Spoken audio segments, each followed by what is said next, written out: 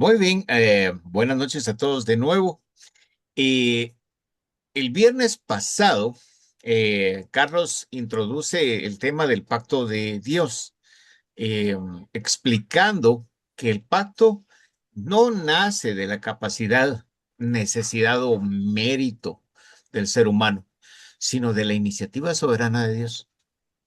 A partir de la primera mención del pacto en Génesis, recuerdan, o sea, los que todavía no conocen este tipo de situaciones, pero la ley de la primera mención es específica, es básica, porque si nosotros buscamos cuándo se menciona una palabra en su contexto principal desde el principio, encontramos básicamente cómo se puede comportar esa misma palabra en todo el resto de la Biblia. No sé si me expliqué bien, pero básicamente es buscar la primera mención de algo en la Biblia para tener el entendimiento de cómo se va a comportar en el resto de la palabra de Dios. Entonces, a partir de la primera mención del pacto en Génesis, especialmente en la historia de Noé, se muestra la condición de corrupción y maldad en la que se encontraba la humanidad, incapaz de ofrecer algo bueno delante de Dios. O sea, no podían ofrecer nada. De todas maneras, no podemos ofrecer nada ahora.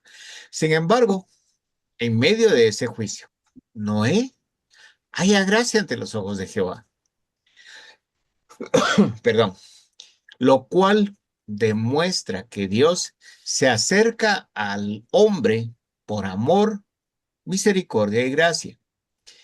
También destacó que la gracia no significa que Dios haga todo en lugar del hombre, sino que provee los medios, el tiempo y los recursos necesarios para que éste pueda obedecer y participar en el propósito divino.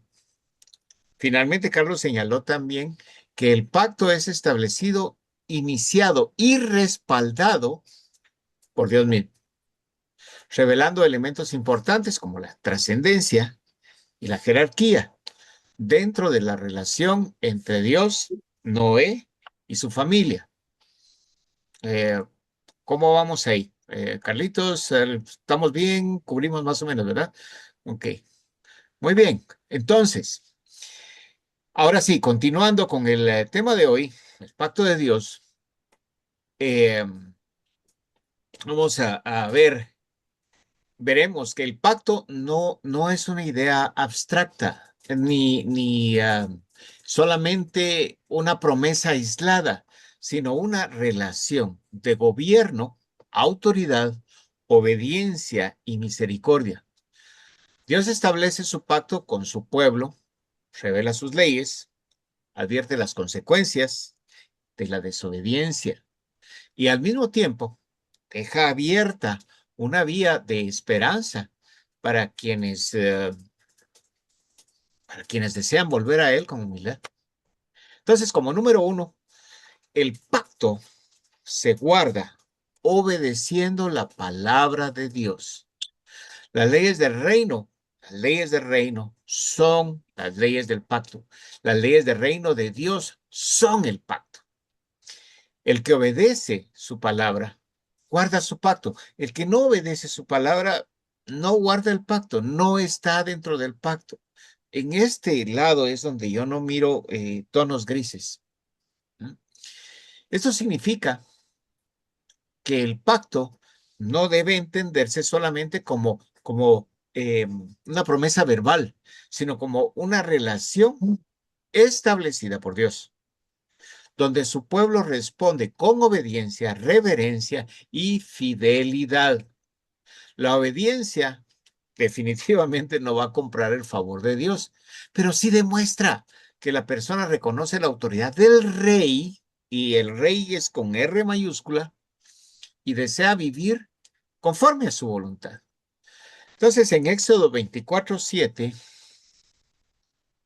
dice, y tomó el libro del pacto y lo leyó a oídos del pueblo, el cual dijo, haremos todas las cosas que Jehová ha dicho y obedeceremos. Entonces, conocen el contexto, pero el contexto nos dice que lo leyó, que Moisés toma el libro y lo lee. Fue el libro de la ley. Ese es precisamente el tercer elemento del pacto, leyes. Es un elemento vital para para cumplir el pacto. Entonces, tenemos la trascendencia y la jerarquía y ahora tenemos leyes. Es el tercer elemento del pacto. Y como dije, es vital, vital para cumplir el pacto. Por eso, cuando el pueblo declaró que haría todo lo que Jehová había dicho, prácticamente estaba aceptando conscientemente, sin presiones, ¿verdad? Vivir bajo las condiciones del pacto.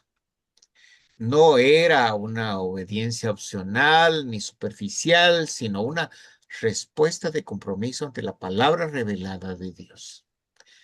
Una respuesta de compromiso ante la palabra revelada de Dios. Quiero enfatizar eso.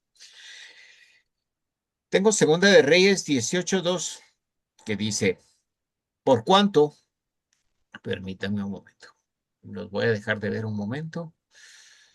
Por cuanto no habían atendido a la voz de Jehová, su Dios, sino que habían quebrantado su pacto. Y todas las cosas que Moisés, siervo de Jehová, había mandado, no las habían escuchado ni puesto por obra. Entonces, el hecho de no obedecer y cumplir la palabra de Dios es igual prácticamente a quebrantar el pacto. Estás quebrantando el pacto si no estás obedeciendo las leyes de Dios. Perdón. En el contexto nos presenta el cuarto elemento. El cuarto elemento del pacto son sanciones. Pues estaban cautivos por violar las leyes del pacto. Recuerdan ustedes, Israel es un claro ejemplo de lo que no se debe hacer. Entonces, ellos estaban cautivos por violar las leyes del pacto. Pasaron muchas cosas así por no obedecer las leyes del pacto, por no observarlas. Entonces, las sanciones se ven aquí. No son simples castigos sin propósito, sino consecuencias justas, porque Dios es justo, claro. Consecuencias justas dentro de una relación de pacto.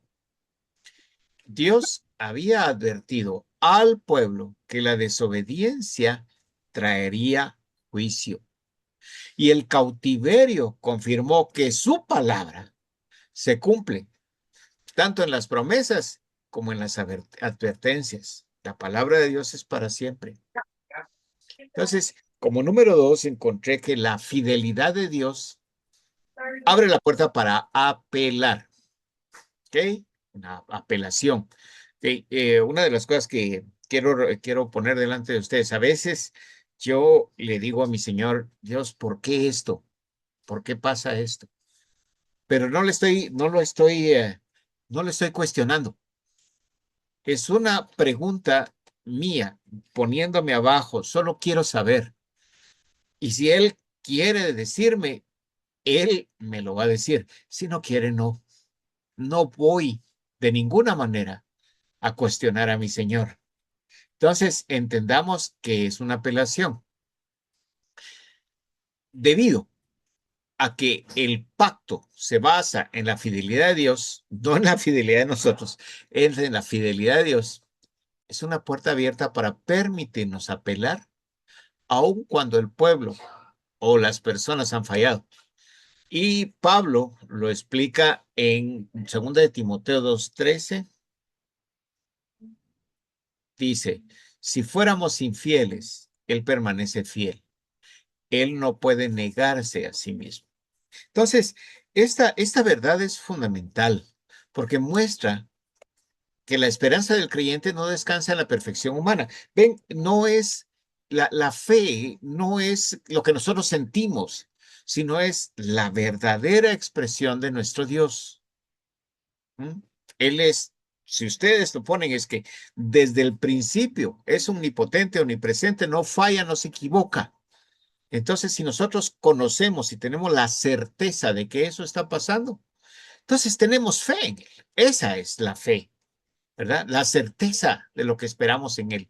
No es lo que creemos, no, sino en quién ponemos lo que creemos, en quién ponemos nuestra fe. Entonces, no descansa en nuestra perfección humana, porque definitivamente perfectos no vamos a ser, sino en el carácter inmutable de Dios. Dios no cambia. Solo eso es una garantía excelente que si nosotros buscamos cumplir el pacto, vamos a estar, vamos a ser, nos vamos a beneficiar mucho. Entonces, aun cuando el hombre falla, Dios sigue siendo fiel. Sigue siendo fiel a lo que él mismo ha establecido. Y por eso todavía existe oportunidad de arrepentimiento, restauración y apelación. Como número 3, tengo ejemplos bíblicos de apelación. Y tenemos a Nehemías y Daniel. Entonces, mencionemos ese principio. Dos ejemplos. Los ejemplos de apelación de Nehemías y Daniel. Estos ejemplos nos van a ayudar a entender que apelar no es, como les decía, no es reclamar, hacer un reclamo sobre, qué sé yo, derechos que nosotros pensamos que tenemos delante de Dios, sino acudir a Él, reconociendo su autoridad, confesando la condición real de nosotros, del pueblo, y descansando en su pacto. Entonces, tanto en los ejemplos, Nehemías como Daniel, no se presentan delante de Dios con orgullo, con soberbia, con es que esto me toca a mí, sino con quebrantamiento y reverencia, con verdadero dolor en el corazón. Nehemías está viviendo en otra tierra donde, recuerdan, fue llevado precisamente porque el pueblo había pecado contra Dios y Dios lo juzgó y lo castigó. En Nehemías 1:5 dice así: y dije, te ruego, oh Jehová, Dios de los cielos, fuerte y grande y temible, que guarda el pacto y la misericordia de los que le aman y guardan sus mandamientos. Te ruego, oh Jehová, Dios de los cielos, grande y temible. Cuando Nehemías escucha la condición en que se encuentra el remanente que quedó en la tierra, se dirige a Dios apelando a Él. No basado en que el pueblo ya había sufrido mucho, que había sufrido suficiente, ni que era injusto su trato o el trato que estaban pasando, o las cosas no eran tan justas, ¿verdad? O que eran sinceros de corazón y querían cambiar. No, no mencionó ningún mérito, nada. No dijo nada que dijera, mire, tal vez si le tuerzo el brazo a Dios me va a escuchar. No, no mencionó ningún mérito del pueblo, sino en la fidelidad y la misericordia de su Señor, de Dios. Esa es la forma de apelar. Esta actitud de Nehemías enseña que una apelación correcta delante de Dios no niega la culpa ni minimiza el pecado. Al contrario, reconoce la falta, acepta la justicia de Dios y se acerca confiando en que el Señor es fiel a su pacto y abundante en misericordia. Aunque Nehemías menciona a los que le aman y guardan sus mandamientos en su oración, reconoce que no los habían guardado, que no los habían seguido, sino que habían pecado grandemente, y luego menciona que apela basado en la palabra que el mismo Dios dio a Moisés para enfatizar que su palabra y su pacto son lo mismo, que siguen vigentes. En otras palabras, Nehemías no presenta argumentos humanos para convencer a Dios, para doblarle el brazo, sino que se apoya en lo que Dios ya ha dicho en su palabra. Su oración demuestra que la palabra de Dios es la base segura para acercarse a Él, porque el Señor se compromete con aquello que ha prometido. De nuevo, Dios se compromete con aquello que prometió. Y Daniel utiliza una expresión similar a la de Nehemías en Daniel 9:4. Dice, y oré a Jehová, mi Dios, e hice confesión diciendo, ahora Señor, Dios grande, digno de ser temido, que guardas el pacto y la misericordia con los que te aman y guardan tus mandamientos. Solo escuchen la forma como él se dirige. Entonces, la apelación bíblica es algo que podemos tener, que tenemos delante de Dios. Reconozcamos cuáles son los elementos que forman el pacto y usémoslos. Entonces, como número 4, tengo que la apelación bíblica frente a la murmuración. En la actualidad, es por ignorar este aspecto importante de la apelación que existe tanta murmuración y censura en la familia, la iglesia, la escuela, el trabajo y todo lugar en que se tiene jerarquía de autoridad. Cuando no se entiende este principio, las personas suelen responder con queja, con acusación o rebeldía o pidiendo cosas que por derecho creen tener. Pero la apelación bíblica no consiste en desafiar el orden establecido de ninguna manera. De nuevo, les digo, cuando yo pregunto, Señor, ¿por qué es esto? No es porque lo cuestione, sino porque me gustaría conocer la razón, ¿verdad? Y más que todo, me gustaría conocer dónde estoy fallando. Porque créanme, no es Dios el que falla, no.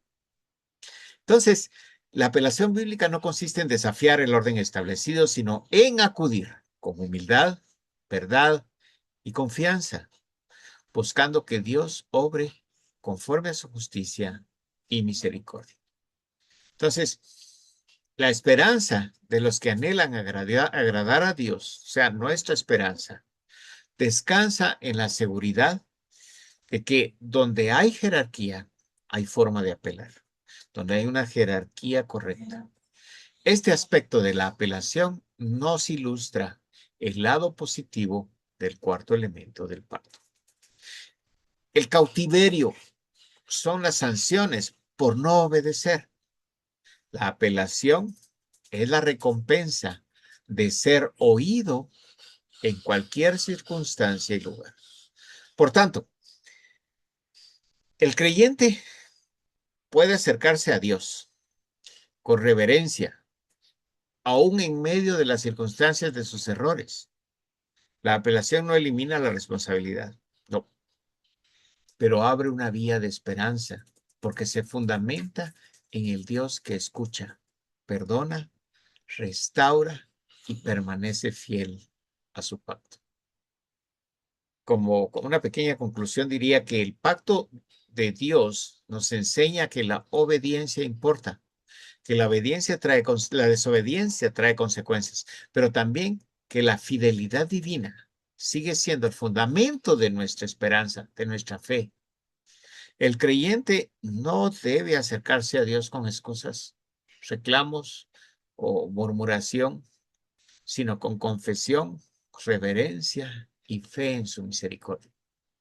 Así, aún en medio de la disciplina, existe una puerta abierta para clamar al Dios, nuestro Dios eterno, que guarda su pacto y escucha a los que desean agradarle.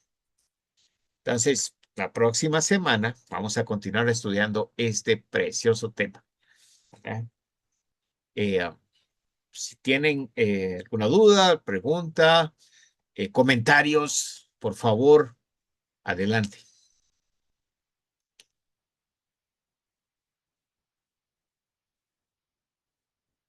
Como diría Víctor Hugo, uno a la vez. Carlitos. Una de las cosas de las que mencionas y que es importante repetirla es la intercesión.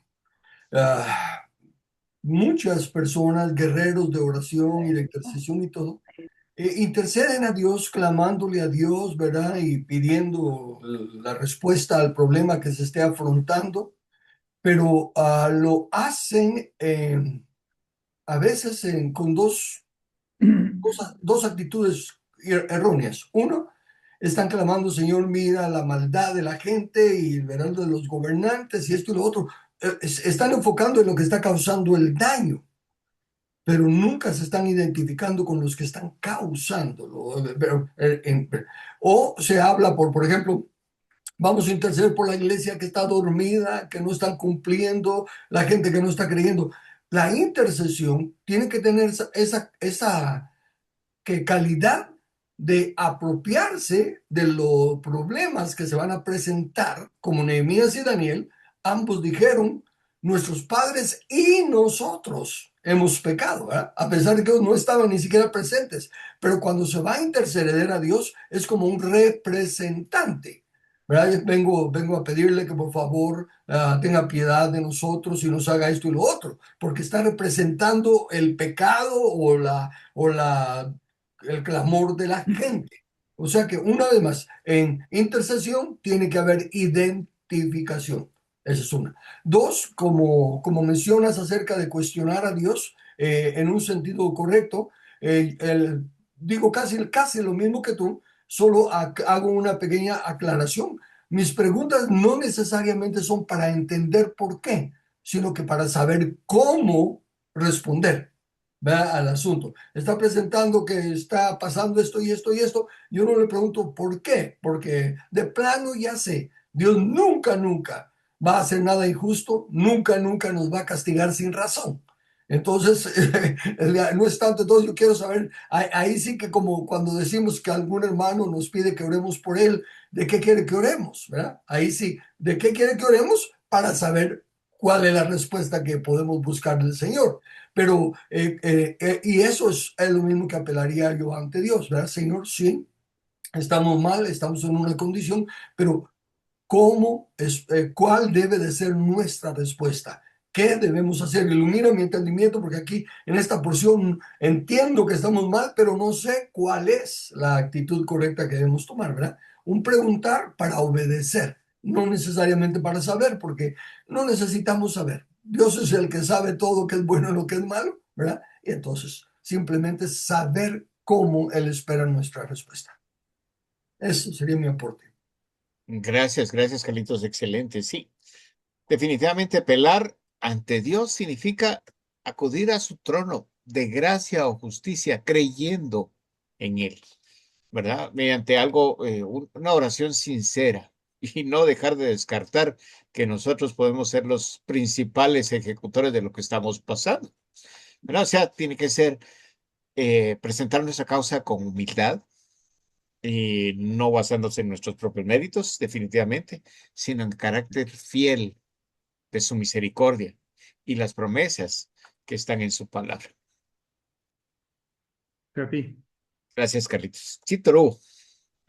antes de iniciar mi pregunta, no pregunta, comentario, invito a los que han ingresado que es el momento de sacar dudas, es el momento de que podamos preguntar ahí a Carlos, a Erwin, a Edmer, cualquier duda en cuanto al tema que se nos presente, ¿verdad? Con toda confianza, no hay limitación de pregunta. Oye, mi comentario es lo que tú mencionabas, Charlie, que a veces intercedemos. Y eso se me vino a segunda de Crónicas 7:14, si mi pueblo se humillara. Entiendo que no es el pueblo como tal el que se tiene que humillar, sino el representante del pueblo. En este caso, las autoridades del pueblo, las que se tienen que humillar ante Dios porque Nehemías lo hizo no siendo él el causante. El pueblo puede ser el causante, pero en todo caso creo yo que las autoridades representantes sí pueden interceder ante Dios para pedir perdón. Gracias, Toru. Él no, definitivamente no era uno de los causantes, era fiel, pero igual, eh, a pesar de que el Señor lo bendijo y lo mantuvo aparte, tuvo que soportar el castigo de la desobediencia del pueblo también. Y si no hubiera estado él, eh, tal vez les hubiera ido peor. ¿Y alguien más? Sí, yo como de costumbre tomé notas de lo que estabas hablando, porque hay puntos que me parecieron importantes. El primero que pusiste fue que las leyes del reino son el pacto, y efectivamente. Fíjense que una forma de verlo claro, por ejemplo, si tenemos la bendición de vivir en un país que gozamos de beneficios y toda la cosa, debemos tener presente que la única condición que tenemos para disfrutar del bienestar del país en el que estamos es si obedecemos la ley. La ley es la que nos permite respetar el derecho de los demás y no irnos más allá de los derechos que tenemos. En el reino de Dios funciona exactamente igual. Queremos permanecer en el reino, tenemos que dar pasos. Uno de ellos, pues lo conocemos claramente, es el recibir al Señor Jesús. Esa es la puerta de entrada. Bueno, en el segundo, que vale la pena volverlo a subrayar, es el asunto del pacto. La definición que dice que es pacto, dice el tratado o acuerdo entre personas o entidades en el que se obligan a cumplir alguna cosa. Y como bien nos han explicado, Dios no puede hacer un pacto con un hombre porque Dios tiene que ofrecer, pero el hombre no tiene nada, porque todos somos de Él, todo lo que tenemos y somos de Él. O sea, no tenemos nada que ofrecer. Entonces Dios, al establecer un pacto con nosotros, con la raza humana, porque si se acuerdan, el pacto ha pasado de persona a persona y culminado en Cristo. El punto es ese.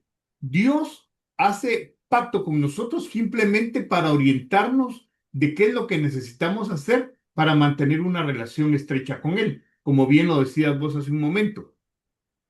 Queremos tener una relación estrecha con Él, definitivamente tenemos que tener el pacto en vista. Una aclaración que me gustaría hacer, porque he oído al respecto mucho en eso, es la escritura que diste en 2 de Timoteo 2:13, que dice: si fuéramos infieles, Él permanece fiel. Él no puede negarse a sí mismo. Pero ¿cómo lo tergiversa la gente? Dice: si fuéramos infieles, Él permanece fiel.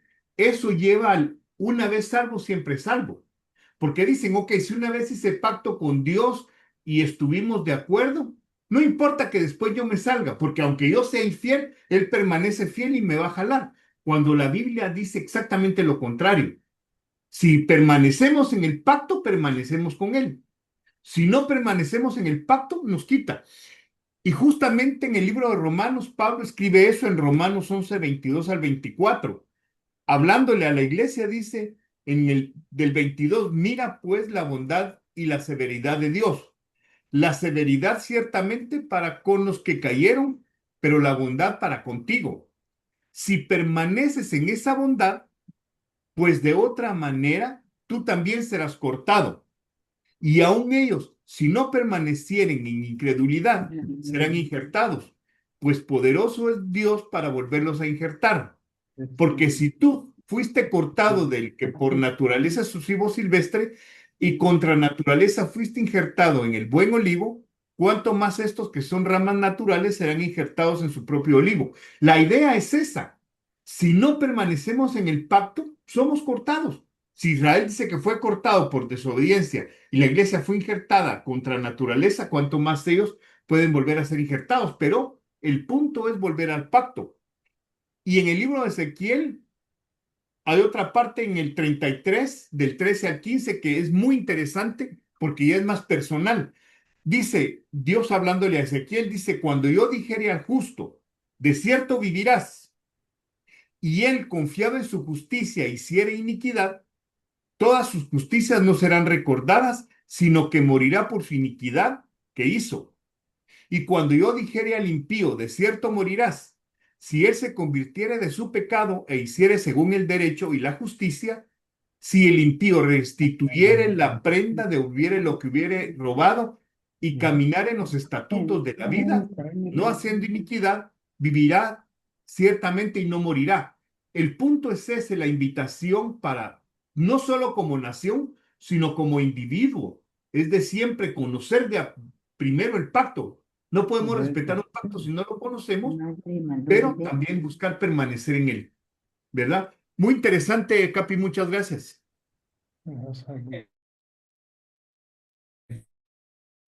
Sí, Carlitos, perdón, adelante. Sí, una cosa que me parece que aclara algo aquí, tomando lo que acabas de decir, Elmer. Si fuéramos infieles, Él permanece fiel. ¿Eh? Él no puede negarse a sí mismo. Pero ahí está. Él permanece fiel ¿a qué? Al pacto.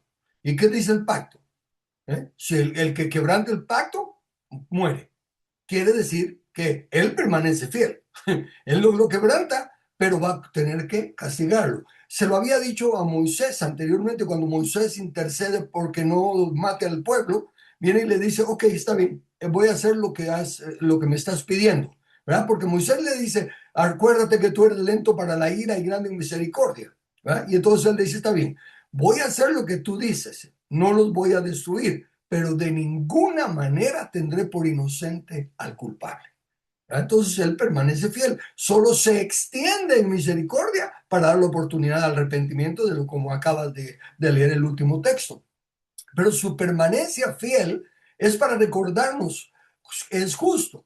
Está diciendo, mira, te estás apartando del pacto, te amo, yo soy el que hice el pacto contigo, pero tengo que permanecer fiel a él. Y el pacto dice que si se quebranta, ¿verdad? Borró, ahí se acabó todo. Entonces no es yo permanezco fiel en salvarlos, porque eso no es lo que dice el pacto. El pacto dice, si oyeres atentamente la voz y guardares el pacto, entonces. Pero como no hay entonces, yo permanezco fiel y te desecho. Ese es el contexto adecuado. Y fíjate que Gracias. un ejemplo bonito en ese sentido es el ejemplo con Salomón. Yo creo que es uno de los más bonitos que he visto, que cuando Salomón comienza su gobierno y Dios le dice que quieres que te haga, y de todo lo que pudo haber pedido, pidió sabiduría para guiar a un pueblo porque estaba esperando el bien de su pueblo. Amaba a su pueblo y decía, si tengo sabiduría, lo voy a guiar por el camino correcto. ¿Y qué le dice Dios? Como no pediste un montón de banalidades, te voy a dar sabiduría, pero te voy a añadir todo lo demás. ¿Pero qué pasó? Después él se torció en el camino porque desobedeció una cosa que Dios le había dicho, que no se metiera con mujeres extranjeras, y esas mujeres extranjeras doblaron su corazón para lo incorrecto. ¿Y qué pasó? Dios permaneció fiel al pacto. ¿Y qué hizo? No solo por David, por amor a David, no dijo a Salomón, por amor a David conservó una parte de Israel, pero los demás, todos afuera. Entonces son cosas que tenemos que tener siempre. Y gracias, Carlitos, porque justamente me robaste eso, porque decía Dios permanece fiel al pacto, no a nosotros, no es alcahuete. Entonces tenemos que tener nosotros mucho cuidado de conocer su pacto y permanecer en él. Gracias, muy, muy interesante, Carlitos, muy amable. Muy bien. Sí, a mí se me vino también en Romanos 8. De plano lo tienen por ahí también. Dice, ¿quién nos separará del amor de Cristo? ¿Tribulación o angustia o persecución o hambre o desnudez o peligro o espada? Como está escrito, por causa de ti somos muertos todo el tiempo. Somos contados como ovejas en matadero. Entonces, conocen todo el aspecto. Dice, ¿quién nos separará del amor, del amor de Dios? Nadie, nada puede separarnos del amor de Dios, ni la vida, ni la muerte, ni fuerzas espirituales, ni circunstancias externas, cosas como esa. Pero adivinen qué, nosotros sí nos podemos separar del amor de Dios.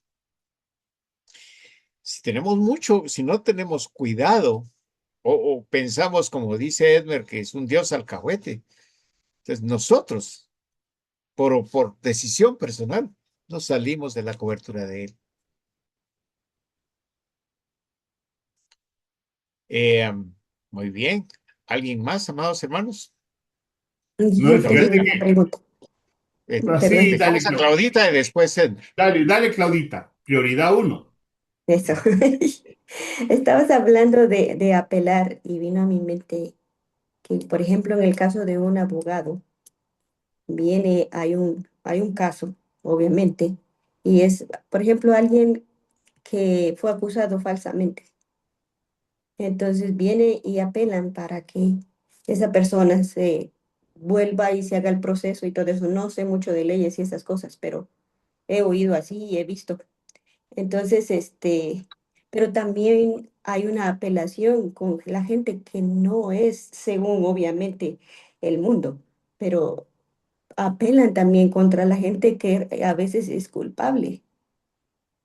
Y entonces me puse a pensar qué tan al apelar, ya sea en una sociedad, en una oración, aún en, en intentar hacer la justicia conforme uno la ve, puede uno también confundirse en la forma en que uno puede apelar delante de Dios. No, no sé si me doy a entender, pero es como un comentario. Y, l- por ejemplo, la otra cosa que tenía duda era que la ley, dice, la ley del reino es el pacto, pero la ley del reino solo son los 10 mandamientos, Um, ¿verdad que no? definitivamente no son los 10 mandamientos. No, no, no, no. De hecho, hay muchos, muchos, muchos más. Y cuando Dios le da la ley al pueblo de Israel, le dice qué es lo que tiene que hacer, le especifica. Entonces hay leyes que son rituales, que le pertenecen a ese pueblo, a Israel, pero hay otras leyes que son generales, ¿verdad? Entonces, nosotros como creyentes, como verdaderos creyentes, yo creo que eso lo hemos platicado. Tal vez, Carlitos, vos tenés una respuesta un poquito más amplia aquí. Solo lo que te quería decir es que en un juicio, el que apela es el abogado defensor, ¿sí? Entonces, él está abogando, pues, un abogado defensor real, un abogado defensor, porque una persona puede ser culpable y de todas maneras le van a poner un abogado defensor, ¿verdad?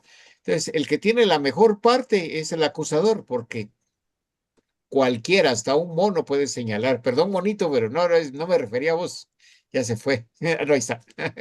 Pero entonces, le pueden enseñar cómo señalar algo malo. Bueno, se llama hacer un señalamiento malo. Entonces, el abogado real va a apelar al juez para que la condena no sea tan severa, aunque de verdad a veces no se puede quitar, ¿verdad? Es el juez el que decide, pero el abogado sí pone los méritos del acusado. En cambio, nosotros estamos buscando la justicia que nosotros conocemos que viene de Dios, la verdadera justicia. Entonces, en un juicio es diferente. Un abogado real tiene que buscar que los derechos de su defendido sean, sean respetados, sean vistos, y que no se le dé más castigo del que merece. Ese sería para mí un abogado defensor real. Carlitos, ahora apelo a vos. Ok, la ley de Dios es toda la Biblia, pero recuérdate que hay el texto que siempre me gusta señalar es la suma de tu palabra es la verdad. ¿Ves? Porque no hay un sector de la Biblia en el que esté completo todo un mensaje, precisamente porque está el concepto de la revelación progresiva. Entonces, conforme se van entendiendo los nuevos aspectos de la palabra de Dios, se entiende con más claridad lo que al principio solo mirábamos como una ley así muy estricta. No hay leyes en un sentido. Los 10 mandamientos lo que hacen es una recapitulación o ¿qué? Cuando dice un resumen, ¿verdad? Está condensando, porque cada uno de los 10 mandamientos tiene un montón de expresiones o aplicaciones. Pero en resumen, toda la palabra de Dios tiene que ser examinada en su contexto para conocer la ley de Dios. No son leyes aparte, sino que es la suma de su palabra. Y en cuanto a la apelación, como estaba mencionando también ya Erwin, tristemente hay muchos, muchos abogados que piensan que defender a la persona es su trabajo. No importa si es culpable o inocente. Si a mí me contratan como abogado es para defender a la persona. Eso no es justo. Entonces, como ya aclaró Erwin, un verdadero abogado defensor va a defender a la persona culpable para evitar que le castiguen más de lo que su culpa requiere. Y si fuera una culpa que, por ejemplo, no ha causado un daño a una tercera persona, sino que es una culpa que no ha causado una pena grave, puede apelar declarándose culpable y pidiendo misericordia. ¿Ves? Porque la misericordia se le puede extender al culpable que no requiere un castigo o que no requiere una reposición, ¿verdad? De los asuntos. Pero no, y ese abogado que sabiendo que su cliente es culpable, trata de corregirlo, probarlo inocente, aunque gane el caso, se va a llevar el que tiene que encontrarse con Dios. Y como Dios dice que Él permanece fiel, Él ha dicho que el que atestigua falsamente va a sufrir las mismas consecuencias del que estaba causando. Entonces, defienden a un criminal, van a ser tratados como criminales por Dios. Defienden a un ladrón, van a ser tratados por Dios, porque Dios no puede ser burlado.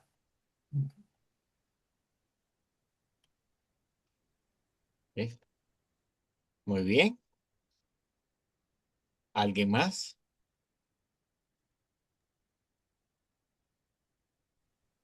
Ya se fue Sergio, pues. Ahí sí lo quería ver. Bien, amados hermanos, si no hay más preguntas o comentarios, creo que aquí dejamos esta parte. Eh, Recordemos que el tema va a seguir el viernes entrante y va a ampliarse mucho más. Hay una pregunta que tengo aquí en línea. Dice, ¿obedecer el pacto significa santificar las fiestas o permítame? Eh, pero está bien, el resto que ahorita lo voy a confirmar. Eh, Permítanme, chicos, no se me vayan entonces. Es decir, la pregunta es, ¿obedecer el pacto incluye celebrar las fiestas? A ver, jóvenes, No, porque será No para tiene nada que ver. porque era y para No tiene celebrar las nada que ver una fiestas, cosa con la otra. Si celebra hablara de las pueden, fiestas judías, sí, son las fiestas fiestas del judías. Señor, sí, porque no hay otras fiestas, solo las judías, creo yo. Sí, pero eso Celebrar tiene que las ser fiestas judío. al Señor. Y aparte de esas fiestas, apuntaban al Mesías. Y el Mesías ya vino. No somos ni judíos ni premesiánicos, así que no tiene nada que ver. El pacto realmente, básicamente son las leyes, y como me explicabas bien, son las leyes excepto las rituales que ya fueron cumplidas en Cristo Jesús. Si no, todavía estaríamos matando vacas, chivo, ya hubiéramos acabado con todas las, todos los animales por tanto Ahora hay pecado. menos. Entonces, la respuesta a esta pregunta sería que no, no debemos estar obedeciendo fiestas rituales del Señor porque ya no nos corresponde. ¿Sí? Espero Exactamente, y que como sería como decir que el sacrificio del trabajo del Mesías no sirvió de nada, porque hay que seguir haciéndolo. Y eso sería una gran ofensa para Dios, Amén. que la sangre inocente de Jesús valga menos que la de un buey o una oveja o cualquier cosa. ok, dice que no se refiere solo a matar animales, sino a obedecer las fiestas. No sé en realidad cuáles fiestas podrían ser, si podría ser más específica El- para, tu para cumpleaños, poder, por ejemplo. sí, pero yo veo que no hay fiestas que deban estarse observando de ninguna manera en nuestro aspecto de obediencia a la palabra de Dios. Y que No, sobre todo eran fiestas judías. Si te das sí. cuenta, son solo fiestas judías. Sí, sí, lo que pasa es que hemos tendido a judaizarlo todo y a veces, voy a decir esto con mucho cuidado, pero a veces ponemos a Israel como un ídolo, ¿verdad? Todo lo que hace Israel hay que hacerlo, que Israel hace esto, es otro, que Israel es la raíz. La raíz, ya vimos con la palabra de Dios que Israel no es la raíz. De hecho, ya la quitaron por ahí, ¿verdad? De hecho, las únicas dos cosas que podríamos decir que se nos pide guardar es El día del reposo, ¿verdad? El primer día de la semana que entendemos que las primicias son para Dios y el hacer memoria de Él cada vez que participamos del pan y del vino, ¿verdad? Esas son las únicas dos cosas que se nos recomiendan. Ninguna otra cosa se nos recomienda. No son fiestas, son instituciones realmente. Está instituido por Dios. O sea, la mesa del Señor, ¿verdad? ¿Cómo se llama? Todo eso, los panes sin levadura y todo eso, ya no pasaron. Ya fue pasado. Se cumplió con la venida de Cristo Jesús. Él, con eso ya estuvo borrado. O sea, él es el cumplimiento de todo eso, ¿verdad? El No consumado es es, en la cruz, es justamente eso. El sí, consumado es en la cruz, dice, se acabó todo. Todo lo que era ritual se acabó. Está cumplido. sí. Entonces, pero las primicias, sí, las primicias son del Señor, ¿verdad? Entonces, si puedes, pero no es una fiesta, es solo una institución. Sí, Carlitos. Carlitos tiene un comentario. Se me ocurre que como menciona fiestas y trayéndola ya a nuestros días, tal vez esté mencionando las fiestas como la Semana Santa, la Navidad, ¿verdad? Esas son fiestas que se celebran, pero no son bíblicas, ¿verdad? Son culturales tradicionales, no son bíblicas. En ninguna parte de la Biblia que enseña o se nos pide que hagamos semejantes fiestas. Sí, no, eso definitivamente está sobreentendido. Más que todo sería como las primicias, llevar las primicias al Señor, pero no tenemos que hacer una fiesta para eso, ¿verdad? Los panes sin levadura, pues lo que hacemos es representarlo en la mesa del Señor, ¿verdad? Pero es solamente instituido y no es porque sean panes sin levadura ni nada de eso, sino porque estamos participando de la mesa del Señor como el cuerpo de Cristo. Se nos llama, ¿verdad? Por eso dice que nosotros tenemos que reconocer que somos parte de ese cuerpo para participar. No hay más fiestas, ni día de trompetas, ni nada de eso. No, no hay tales fiestas. O sea, todas esas fiestas ya pasaron, ¿verdad? Aunque estén escritas en Levítico, precisamente por eso es que ya pasaron. ¿Ok? Creo que si no, vamos a hablar un poquito después más de eso. Pero igual, no hay fiestas definidas para que se sigan celebrando como parte de las leyes de Dios. No, para servirte. Muy bien. ¿Alguna otra duda? Ok, gracias por su participación. Creo que podemos dejar de grabar, mi querido Edmer.